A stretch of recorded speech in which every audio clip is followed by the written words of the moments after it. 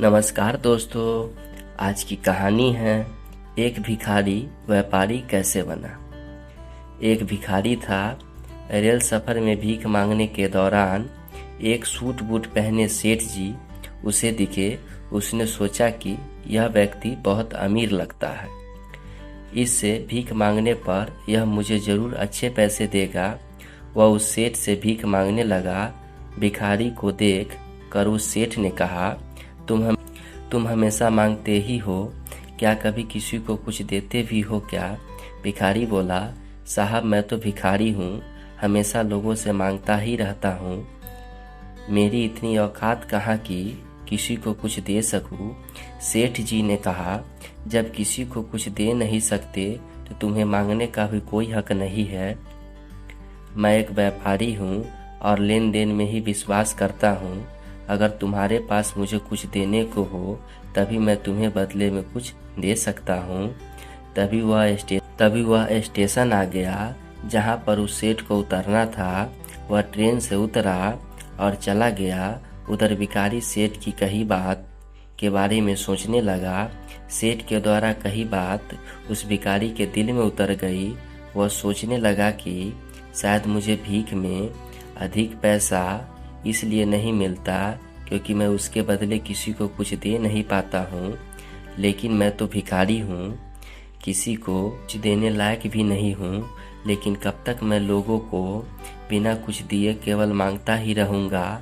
बहुत सोचने के बाद भिखारी ने निर्णय किया कि जो भी व्यक्ति उसे भीख देगा उसके बदले में वह उस व्यक्ति को जरूर कुछ देगा। लेकिन अब उसके दिमाग में यह प्रश्न चल रहा था कि वह खुद तो भिखारी है, तो भीख के बदले में वह दूसरे व्यक्ति को क्या दे सकता है। इस बात को सोचते हुए दिन भर गुजरा, लेकिन उसे अपने प्रश्न का कोई उत्तर नहीं मिला।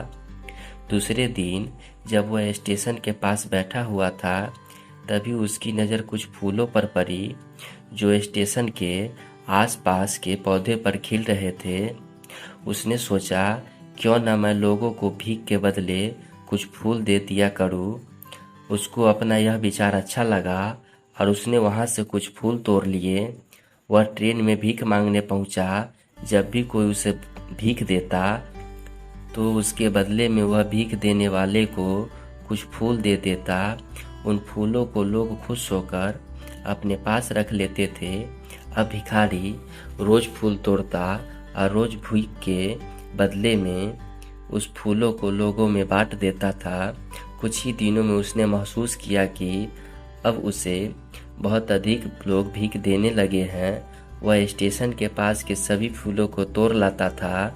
जब तक उसके पास फूल रहते थे तब तक उसे बहुत से लोग भीख देते थे, लेकिन जब फूल बांटते बांटते ख़त्म हो जाते तो उसे भीख भी नहीं मिलती थी। अब रोज़ ऐसा ही चलता रहा। एक दिन जब वह भीख मांग रहा था तो उसने देखा कि वही सेठ ट्रेन में बैठे हैं जिसकी वजह से उसे भीख के बदले फूल देने की प्रेरणा मिली थी। वह तुरंत उस व्यक्ति के पास पहुंच गया और भीख मांगते हुए बोला, आज मेरे पास आपको देने के लिए कुछ फूल है, आप मुझे भीख दीजिए, बदले में मैं आपको कुछ फूल दूंगा। सेठ ने उसे भीख के रूप में कुछ पैसे दे दिए और भिखारी ने कुछ फूल उसे दे दिए। उस सेठ को यह बात बहुत पसंद आई।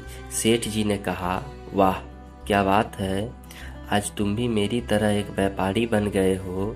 इतना कहकर फूल लेकर वह सेठ स्टेशन पर उतर गया।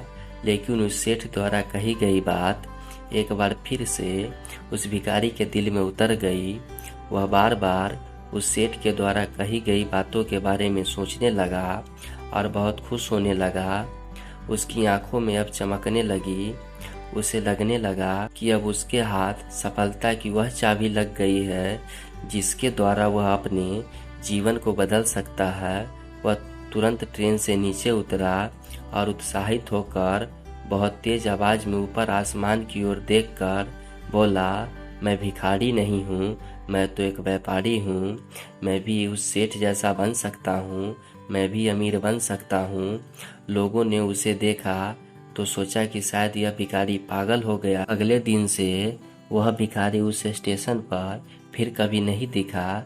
1 वर्ष बाद इसी स्टेशन पर 2 व्यक्ति सूट बूट पहने हुए यात्रा कर रहे थे। दोनों ने एक दूसरे को देखा। उनमें से एक ने दूसरे को हाथ जोड़कर प्रणाम किया और कहा, क्या आपने मुझे पहचाना? सेठ ने कहा, नहीं तो, शायद हम लोग पहली बार मिल रहे हैं। भिखारी बोला, सेठ जी आप याद कीजिए, हम पहली बार नहीं बल्कि हम तीसरी बार मिल रहे हैं। सेठ ने कहा, कब मिले थे हम? अब पहला व्यक्ति मुस्कुराया और बोला, हम पहले भी 2 बार इसी ट्रेन में मिले थे। मैं वही भिखारी हूँ जिसको आपने पहली मुलाकात में भीख के बदले में कुछ देने की सीख दी थी और दूसरी मुलाकात में बताया था कि मैं वास्तव में कौन हूँ। नतीजा यह निकला कि आज मैं फूलों का एक बहुत बड़ा व्यापारी हूँ और इसी व्यापार के काम से दूसरे शहर जा रहा हूँ। आपने मुझे पहली मुलाकात में प्रकृति का नियम बताया था के अनुसार हमें तभी कुछ मिलता है जब हम कुछ देते हैं। लेन देन का यह नियम वास्तव में काम करता है। मैंने यह बहुत अच्छी तरह महसूस किया, लेकिन मैं खुद को हमेशा भिखारी ही समझता रहा। इससे ऊपर उठकर मैंने कभी सोचा ही नहीं था। और जब आपसे मेरी दूसरी मुलाकात हुई तब आपने मुझे बताया कि मैं एक व्यापारी बन चुका हूँ। अब मैं समझ चुका था कि मैं वास्तव में एक भिखारी नहीं बल्कि व्यापारी बन चुका हूँ। तो दोस्तों, भिखारी ने स्वयं को जब तक भिखारी समझा वह भिखारी ही रहा। उसने स्वयं को व्यापारी मान लिया तो व्यापारी बन गया। धन्यवाद।